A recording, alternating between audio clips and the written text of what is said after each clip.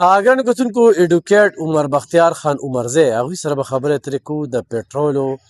دغه ګراني چې کومه مخې ته راغلې ده فیصله ډېره انتخابي مشکله په عوامو باندې یو بم را پرېوتې خو دې وخت کې چې عالمي کوم صورتحال دي نو په دې هکله دوی څه نظر ساتي خالد خان څه به وایي نحمده ونصلي على رسول الكريم اما بعد فاعوذ بالله من الشیطان الرجیم بسم الله الرحمن الرحیم علب خان رورتا ته او زمون کتونکو ته السلام علیکم ورحمت الله وبرکاتو. علب خان ډیر مطلب دا دی چې ګرانی راوسته لکه پټرول دا شی دی چې په دې ترانسپورټیشن دغه دی نو دې د اثر به په ټول ارڅ باندې پروزي په ملک کې دغه کې خو په کار دا دی چې پالیسي دی خکې حکومت مطلب دا دی چې دا څه کم مطلب دا دی دوه کم اتیا کاله برابرېږي دی دغه او ملک هر وخت چې دی وي د نازک موډ سره روان دی او چې څوک راځي کو هغه سرکاري اهلکار دی او کو څه ته وایي مطلب دا دی عوامي کسان دي چې ګورې نو بیا بینک بیلنس یې جوړوي نو الله دې بس رحم وکړي مطلب دا دی چې ډېر زیات دغه دی او زمونږ د ملک کې هم ډېر زیات وسایل دي په کار دی چې دی په دې باندې دغه وکړي حکومت دا دغه وکړي څه ته چې اوس دا دغه والا راغلي الکتریک راغلي چې دې ته حکومت توجه راولي چې دې سایډ باندې راشي. خالد خان ستاسو نظر زیات دی نو دې وخت کې چې عالمي سطح باندې دا کم د جنګ صورتحال په نورو ملکونو کې پټرول ګران شو نو څه ګڼئ یا موږ اضافه ډېره زیاته وکړه که نه الله افغانه موږ دومره قرضونه اخیستي چې موږ په هغې باندې موږ اوس تاسو وایئ چې پاکستان موږ آزاد کړی دی خو تاسو نه دی کړی نن هم ته د آی ایم ایف نه چې دی آی ایم ایف څوک دي ته خو د هغې په پالیسۍ روانې کله چې ته قرضداري شي که نه نو ته به په هغه پالیسۍ روانې د هغې یو ډېر لوی تفصیلي بحث په دې کې ستا مطلب دا دی چې کم حکمرانان کم مشران بار ته پیسې وباسي بار ته د هغې فیملی سیټل دي نو دا مسلې خو به تا ته راځي کله چې سړی قرضداري نو د قرضداري فیصلې بل کس کوي لکه تاسو وایئ چې آی ایم ایف ته د دغې خلکو ته توجه وکړي کوم چې د ملک حکمرانان دي اشرافیه ده بالکل هم زه تا ته وایم پالیسي ستا نشته خو چې کم راځي وي یاره وي دا پلان کې غلو او زه سم یم او پالیسي ستا نشته پالیسي چې ته جوړه ګوره ستا لکه مطلب دا دی چې دوه اتیا کاله پس چې دی تا دا د ډیمونو دغه وکړه اوس هم ستا ملک کې د ډیمونو وافر دغه شته لکه مطلب دا دی چې پکې ځای شته چې ته جوړولی شي لکه څنګه تا دا بارانونه وکتل مطلب دا دی څومره شو خو کو دې له یو پالیسي شوې وه نو ستا به نه دا خبره دا ده کو په کراچۍ کې دی او کو دلته دی د اوبو دا سیلابونه او مطلب دا دی دا ډېرې اوبه به نه دغه کېدې چې دا یو دغه ته برابر شوی وي او ستا چې دی په پلی باندې هم ښه مزېدار ډیم جوړېږي خو څوک پرې جوړوي او څنګه به یې جوړوي که ستا تعلیمي ادارې دي نو ته نن هم چې دی مطلب دا دی چین نه چې دی راغواړې مخکې به د امریکې د ولایت نه انجینر راغوښته چې ما له ډیم جوړ کړه نن د چین نه راغواړي او د آی ایم ایف پالیسۍ چې څو پورې تا نی ختمې کړې مطلب دا دی ته ورځ تر ورځه قرض هلې ستا چېرته ویژن سوچ نشته نو دا خو به تا باندې ورځ تر ورځه نور هم ګراني راځي. خالد بختیار خان په ملک دننه داسې خلک که نه چې په 15,000 لیټر شي نو زه بیا اخلم خو په 1000 شي زه په لیټر اجتماعي سوچ نشته نن خلک په دغه جنګ کې لګیا دي چې تا هغه ټایم کې دا وي دې ټایم کې خو دې ټایم کې ګراني چې کومه ده نو هغه د عالمي جنګ سره تړلې ده دې نه خو انکار نشته دی که نه خو موږ دا وایو چې حکمرانان دې په ځان هم خرچه بیروکراټ دې په ځان هم خرچه وکړي نو دغې خلکو ته څنګه وایي چې دغه پروپیګنډې کوي او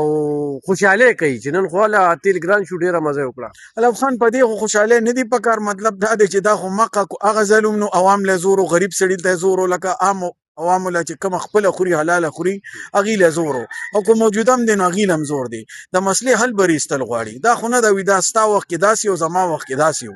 خبره دا ده چې د مسلې حل پکار دی څه پکار دی دې له مونږ له ټولو یو ځای کېدل پکار دی چې بی د مسلې حل پکار دی کو دا نی نور دی راشي او کو نور دی راشي خو چې بی مونږ ته د اوی یو روډ میپ مونږ له راکړي چې مطلب دا دی 15 کاله پس په بی تا ته د ملک ارزاني راځي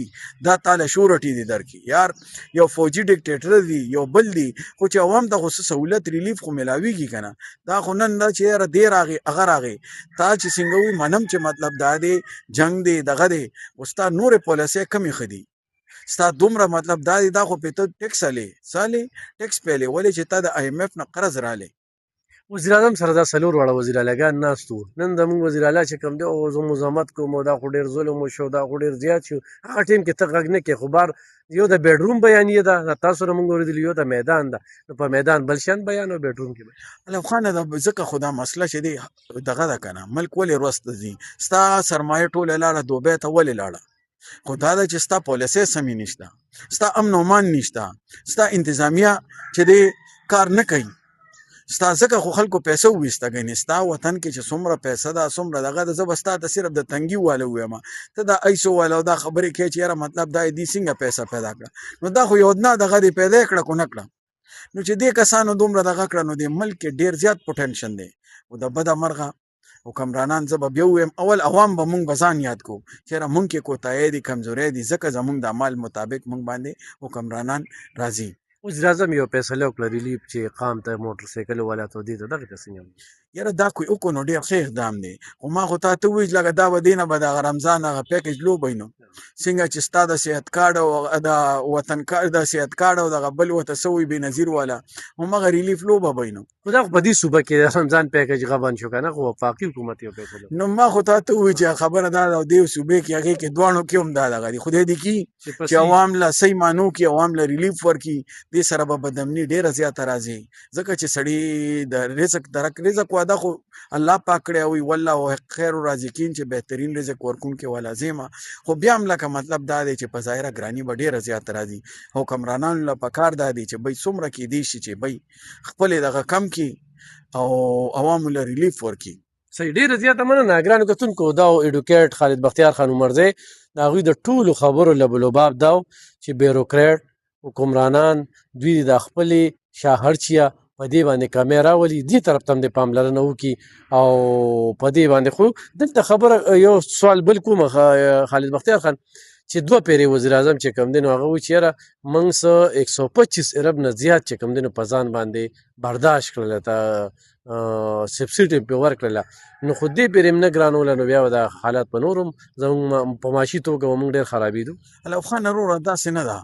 تا IMF سره خبرې دا کړې دي، ګوره مطلب دا دی چې تا سره په کرونا کې ګوره تیل نه داخ کېدل که نه، هغه ولې دې سره کیپیسټي نه وه چې دې برداشت لکه مطلب دا دی ځان سره سټور کړې وه، ولې په هغې کې تا له عوام له ریلیف ورکړی نه. خبره دلته دا نه، دا ځان له یو لوی پالیسۍ خبرې دي، خبره یې دا ده چې ابنای همس نه خو تا له دغه راځي، خو ته د ایران نه لنډ هم تیل اخیستی شي، خو کول غواړې، ایران خو تا سره په بارډر دی،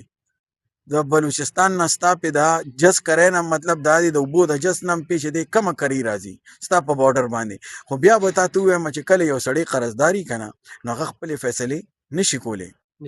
ګرانو کتونکو دا و خالد بختیار خان خبرې، انشاءالله مخکې